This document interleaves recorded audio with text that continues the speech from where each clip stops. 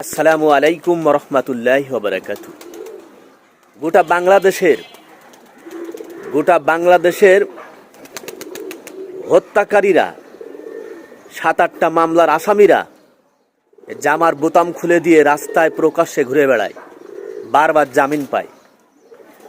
যেসব উকিল এদেরকে জামিন দেয় তাদের বিরুদ্ধে ব্যবস্থা নেওয়া উচিত এবং প্রত্যেকটা উকিলের ফি নির্ধারণ করে দেওয়া উচিত। সাধারণ মানুষ এদের কাছে জিম্মি, এরা যা ইচ্ছা তাই করে, খুনির পক্ষেও দাঁড়ায়, হত্যাকারীর পক্ষেও দাঁড়ায়, ধর্ষণকারীর পক্ষেও দাঁড়ায়। মানে পায়খানায়ও যদি টাকা পড়ে থাকে তো উকিলরা চেটে চেটে খেতে চায়, এরকম অবস্থা। গোটা বাংলাদেশে এরকম অবস্থা। কোর্ট কাছারিতে আপনি না গেলে বুঝতে পারবেন না এদের চরিত্র সম্পর্কে। এক কাগজ 4 বার সংশোধন করবে, 4 বার আপনার কাছ থেকে টাকা নেবে।